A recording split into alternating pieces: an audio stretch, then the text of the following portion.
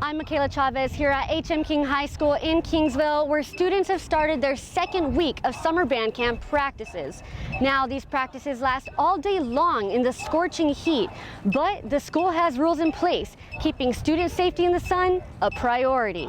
I'm Makaylah Chavez, your neighborhood news reporter in Kingsville. Running into a javelina can be scary, but not if you run into one of these. They're part of the One Pack Community Art Initiative, and you can find them in places like here, and also here. It's not working. Oh, here it is.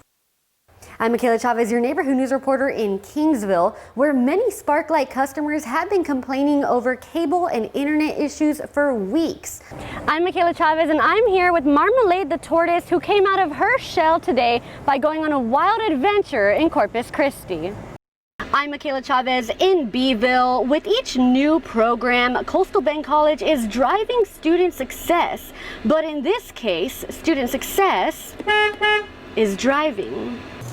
So next time you open this and grab one of these, keep in mind that each one has its own story behind it. I'm Makaylah Chavez, your neighborhood news reporter in Kingsville. Work continues here at the Ellie Ramey Golf Course. The new design they're taking a swing at in hopes of bringing in more golfers. I'm Makaylah Chavez in Kingsville, where over 300 bikes are being loaded up to give to area second graders. I'm Makaylah Chavez, your neighborhood news reporter at Texas A&M University, Kingsville. As graduation approaches, we're highlighting one group of students who dedicated their semester at giving animals a new chance at life. They worked with the city of Kingsville, taking in some dogs and cats from their animal shelter, but their story doesn't end there. In fact, it's a real tail wagger. And when your words of inspiration or work of art are set in stone, you hide them somewhere in the community and wait for them to be found. As more and more people get involved with this movement, you can turn this act of kindness as solid as a rock.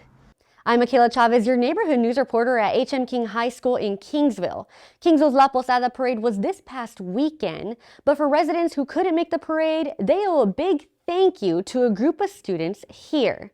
Students at the school's KVLL program, a radio and broadcast group, grabbed their cameras and production equipment and broadcasted the parade online. And the reviews say their work was picture perfect. I'm Makaylah Chavez at Rivera ISD, one of the many school districts in the Coastal Bend that's dealing with the bus driver shortage. One possible solution here is a one-time stipend worth hundreds of dollars for teachers who get their commercial driver's license. District officials say they hope their just approved plan drives teachers to become part-time bus drivers. It's been almost 70 years since this fire station's been in service. In that time, Kingsville has grown, especially its south side. But the fire department has a plan to make sure those residents have emergency service and more. I'm Makaylah Chavez in Kingsville. Monday is National Kindness Day, and this setup right here, paints, brushes, markers, and rocks, is how some locals are choosing to spread kindness in the Kingsville area. Coastal Bend College is hoping to have the cybersecurity program ready by spring of 2024, but students can enroll now to take prerequisite courses to apply. Because you don't just need the shield when you're in battle, the sword is just as important. To join the cause and adopt an angel, you can grab one of these name tags from an angel tree that are on display at the Kingsville Walmart or Kingsway Family Church on Senator Carlos Trujillo Boulevard.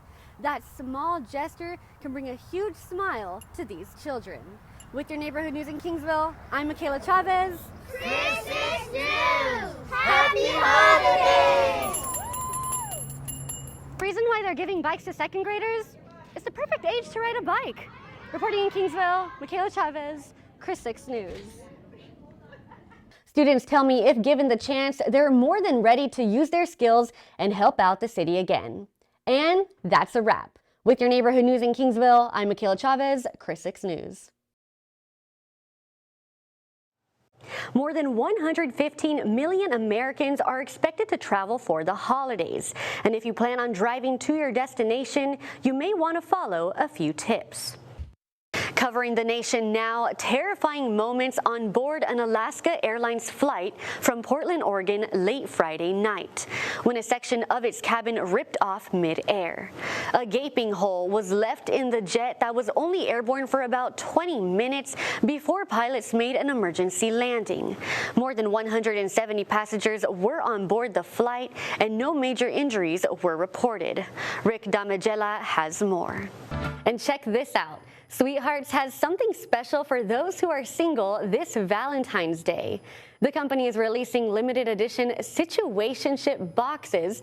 And if you were not able to buy anything that was on your kiddo's wish list, if the shelves were empty by the time you got there, or if it was simply above your budget, consumer reporter John Matarese hunts down the best options so that you don't waste your money. This time of year, many police agencies warn about a rise in porch pirates.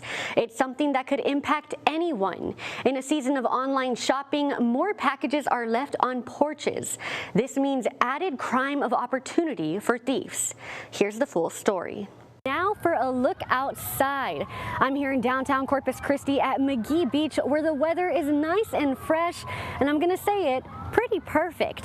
It's time to get out your jackets or even a coat. The skies are clear and the wind's coming and going, pretty light right now, but our Victoria Valderrama will come up after the break for a full look at your weather forecast. As always, thanks for watching KRIS 6 News.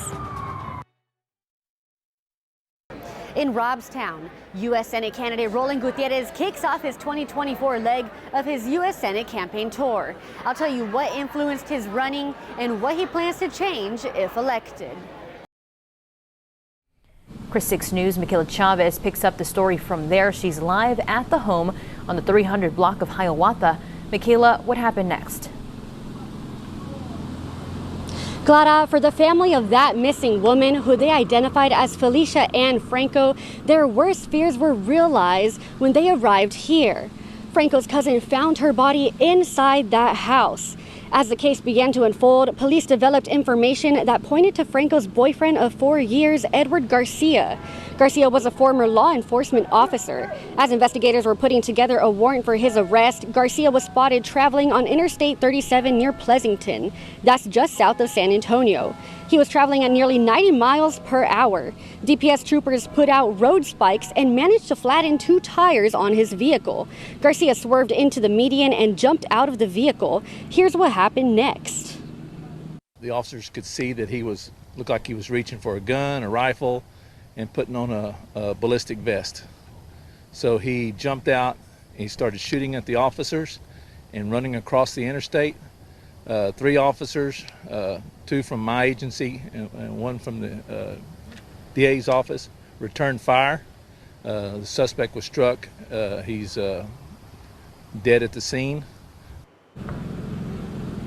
Now there are 2 investigations underway. The first is to determine what led to the murder of Felicia Ann Franco inside the Hiawatha home. The other is an investigation into the officer-involved shooting that left Garcia dead. That investigation will be handled by the Texas Rangers. Franco's mother told me that the last time she spoke with her daughter Felicia was on Tuesday. Felicia told her mother that she planned on breaking up with Edward Garcia. Franco's mother also says neighbors told her that around 3 a.m. Wednesday, they heard Felicia screaming and calling for her mom. And then they heard gunshots. Clara? Makaylah, thank you. Now, you mentioned that Edward Garcia worked in law enforcement. What other information have you learned about that? Clara, Nueces County Precinct 4 Constable Chris Stimson says that Garcia worked with his department from 2011 until he was terminated in December of last year. And one more note about Garcia. Franco's mother says she spoke with him on Wednesday about her missing daughter. Garcia reportedly told her he would help look for Felicia. Her mother also says Garcia became angry and upset when she told him she was going to report her daughter missing. The mother says Garcia said something along the lines of, "Why would you do that? And it's going to make me look bad." Clara? Makaylah Chavez joins us live from the Nueces County Hospital District. And Makaylah, what can we expect today? That's right, Javi. In just half an hour, the Nueces County Hospital District will meet to discuss the new proposal. Just over 2 weeks ago, KRIS and the hospital district reached a tentative agreement. That agreement saying the hospital district would pay millions of dollars in funding over the course of the next 5 years to keep the program. But after hearing public comment, that proposal ultimately did not pass. Today, a new proposal will be discussed and voted on. That proposal keeping the program for at least 6 years, along with support staff and materials needed for the program. Again, that's set to be discussed here in the next 30 minutes. We'll bring you updates as we have this on this monumental vote. Reporting live from the hospital district, I'm Makaylah Chavez, KRIS 6 News.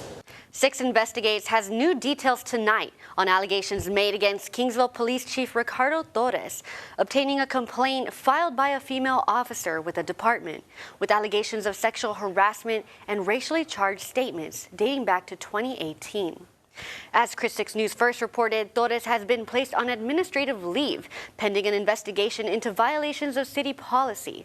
Because of the specific nature of some of the complaints, it would identify the officer involved. That's why we are withholding portions of this document. The document is 5 pages long, detailing multiple instances in which the officer says the chief commented on her body. Among those claims, she says the chief told her, because I was Hispanic, I was going to grow big hips and my butt was going to stay fat after pregnancy. She also claims the chief said she would be loose after giving birth, saying, quote, "Don't you know that's my baby in you? That's the rumor. Don't you know?" Close quote. Another part of the document states that when the officer returned to work after maternity leave, she was instructed to breast pump in a room where she believed there were no active security cameras. She says she later found out she had been recorded while breast pumping. She says the chief then took her for a drive to discuss the incident, saying he had deleted the footage, but had seen it. The officer who filed the complaint says she didn't want to speak out because she feared retaliation, which she says she believes is now happening. Now she fears she'll be fired. Last week, I presented the document to Kingsville City Manager Mark McLaughlin, and although McLaughlin could not comment about specifics regarding the allegations, he verified the document's authenticity. Today, I went to Kingsville City Hall again, where Mark McLaughlin told me the city hired an outside law firm to investigate the allegations, avoiding bias. Once that firm investigates, McLaughlin will review the report with the city attorney to determine if there is any wrongdoing and if so, to what level, and finally, what punishment is required if needed. That investigation by the outside law firm could be completed as early as next week. Even though he's on paid administrative leave, the Kingsville City Manager says Torres has kept his badge and his department-issued vehicle. The city manager said he has also authorized Torres to work on grants while on leave. I want to bring in our reporter, Makaylah Chavez, who has been following this story since the very beginning. Makaylah, what was the vote today? Clara, all the hospital district board members voted yes to keeping the emergency medicine residency program at KRIS. A decision that had many in suspense. I have patients who I go in to ask them about their chest pain, and then they're asking me about the program. And I'm like, let's just focus on your chest pain. But I'm so, thank you for your support. The hospital district meeting started off with more public comment from doctors before board members went into executive session. At first, it was a very clear message, right?